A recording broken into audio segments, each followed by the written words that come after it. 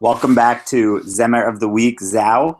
I'm John Hornstein here with my co-host David Rosenwine, and this week, in the spirit of a tragedy that has happened that has shaken the Jewish community in America and all over the world, we wanted to take a moment to recognize the memory of Ezra Schwartz, who is a native of Sharon, Massachusetts, really special person who is beloved by the entire Sharon and Boston community, and was tragically killed in a terrorist attack in Israel recently. David, as we think about going into Thanksgiving, it's really important to appreciate the simple things and really not take things for granted. And hearing some of the amazing speeches, I was actually not at the funeral, but many people in my community were, and hearing some of the amazing speeches, what really spoke to me was that people remembered the simple things and the important things in life. People told stories of how Ezra loved to go skiing, and he loved camp, and how he would just loved being a counselor to Jewish campers, and just enjoyed like spending time with people that he loved, and having a good time and enjoying the simple things. And so, I think that we should pray for Ezra's family, and we should think about him and keep him in our thoughts. And we should also remember, as we go into Thanksgiving here, not to take for granted our family and our the simple pleasures of just getting together with people that we love and doing things that we love. Definitely. Really, really well said, John. And, completely echo that. It was pretty special watching Monday Night Football this week and seeing that moment of silence that took place in New England before the football game to remember Ezra. Really, really tragic. And, it's definitely something to keep on top of mind as we celebrate Thanksgiving. Completely agree. I'd like to give Mensch of the Week to Robert Kraft, David. Yes, definitely big mention of the week. Robert Kraft is the owner of the Patriots, who basically proclaimed the moment of silence before the game that was nationally televised this past Monday. Yep. And so I think that this week, we're coming into this episode with a heavy heart, for sure. And we're coming into this episode thinking about gratitude and thinking about giving thanks and not taking things for granted. And so David's got a song that I think is going to help us encapsulate that. Of course, it's like many of our other Zemerot, where it has a Shabbos theme, a Shabbat theme, because it's traditionally sung on the Sabbath. But Dave, I think that it really captures the idea of appreciating the simple things about the Sabbath. What do you think? Yeah, no, for sure. The song I wanted to teach this week is called Menucha V'Simcha, literally meaning rest and happiness. The final two words of that first line, Or LaYehudim, a light for the Jewish people.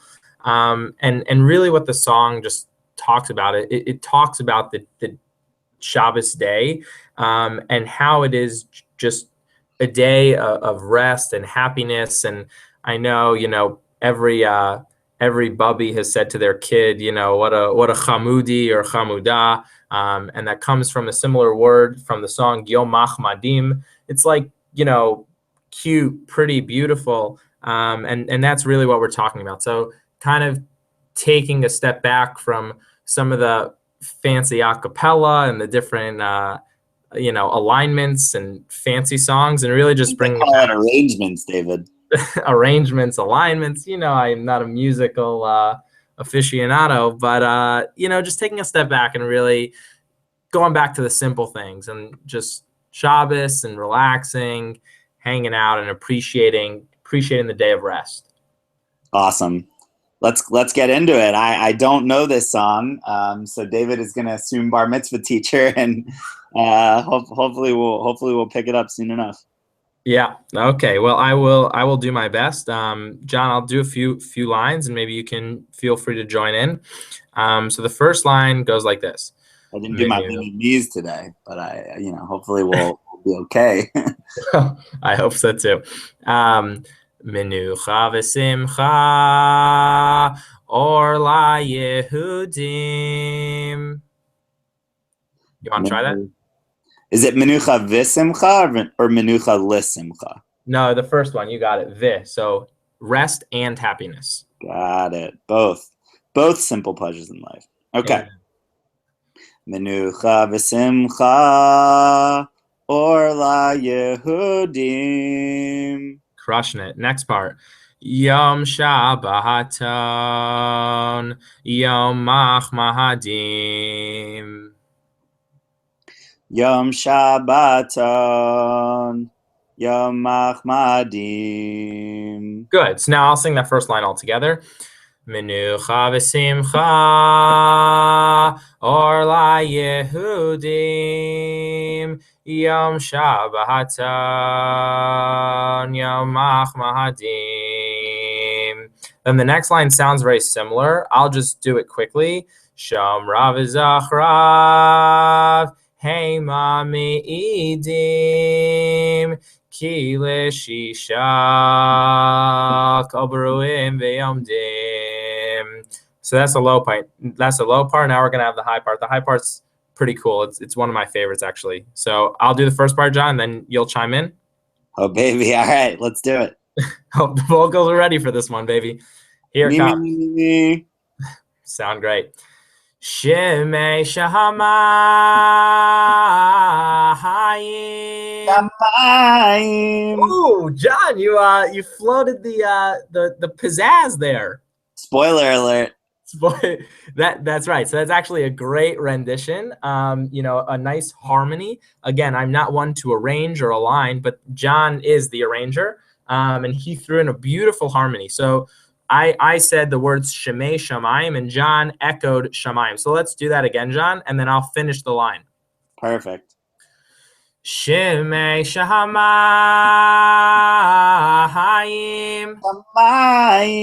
Eretz v'yamim kol tiva maharam kvohim v'hiramim tanin v'yahadam v'chayat re'heimim ki v'yahashem tzur olamim. And that's kind of the song. A lot of soul in there, Dave. I'm really digging this one.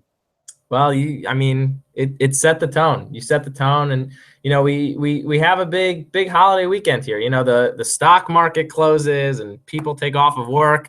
But I'll tell you what, John, Zao never quits. That's true. Now I hear that there's something interesting on Friday happening where a lot of people get in line and go shopping. Our Zemer historian Chaim Frankel, a story for the listenership. He used to get in line at 4 a.m. And sell hot dogs or hot chocolate to everyone who was waiting in lines to get into Kohl's or Sears or Best Buy or wherever they were going. David, you planning on doing any shopping this weekend? I try to stay out of big crowds, John. I don't like claustrophobic, Dave. I didn't know that. Not claustrophobic, but I don't like all the people, and you wouldn't believe walking down the streets how many people are asking for Zao autographs. You know what I mean? That's a good point. Yeah, I think I've gotten one request for a Zao autograph. Sorry, that is a complete lie. I cannot even joke about the fact that I have ever been asked for a Zao autograph. That's true. I'm not sure why we don't video so people recognize us. They only recognize the voice, but. No, that's fair. David and I have been requested to record videos because both of us like to use hand gesticulations. Nice word. Yeah, it's a nice word which describes potentially an embarrassing thing. Sure. But we have decided to refrain from that for now, which the listenership should thank us for, I think. Yeah, well, That's a fair point. The listenership probably doesn't have much to thank us for, so anything we can get them to thank us for, the better. Well, anyway, John, you have big Thanksgiving plans? Well, Eunice Bernstein, the matriarch of the Bernstein Kramer family, for those who don't know, that is my mother's side of the family, the Hornstein family, is turning 90. Officially on this earth for 9 decades. Wow. And because it is such a big birthday, we cannot celebrate this with just one celebration. It's going to be 2. So we're going to Serengeti, the Baltimore Kosher Steakhouse, on Wednesday night with the whole mishpacha, with the whole family. Will Aunt Mildred be there? She will not. She's going to be in Boston, unfortunately. But on Sunday, if anybody's interested, we're going to be ordering some pizza and ice cream for the entire Weinberg Assisted Living Center. So if you're in the area and you want some Tove's Pizza, David, you know where to find it. Well, that sounds really, really nice. And if I am, I will definitely head over to Weinberg's for some pizza and ice cream with Mrs. Bernstein. Thanks, John. That's definitely some great things to be thankful for sure. Agreed. We'll supply the party hats, David, so don't worry about bringing your own. I was worried. Thank you very much. I also like the kazooies or the bamboozles things that you whip out when you blow. I have no idea what you're talking about. No, come on now. When you go woo, and it blows. You blow it in someone's face. It's kind of fun. Anyway, gotcha. Okay, sure. We can. If you make a commitment to come up from Elvistown, all the way to Baltimore, then we can have some bamboozling. I don't commit to much, so we'll play that by ear. Sounds good. All right. Well, anyway, John, I think that's a wrap. I hope your grandma has a very happy birthday and you have a very lovely Thanksgiving and Shabbos with your family. And hopefully you'll be able to kind of take that message that you gave over in the beginning, being thankful, not taking things for granted, definitely having Ezra on our mind, and bring that to your Shabbat table where hopefully you'll be able to teach Menucha v'Simcha. Amen. Well said, David. And I'm, I don't normally get sentimental. Normally I, just spend my time making fun of your hair, but I'll say I'm very thankful that I get to host this goofy radio show with you. So that is nice, John. I couldn't agree with you more. We're actually, this is episode number 11 or 12 now. Who's counting? Who's count? You're at this point. Who is? You're absolutely right. Thank you. And have a great week and happy Thanksgiving, everyone. Shabbat Shalom.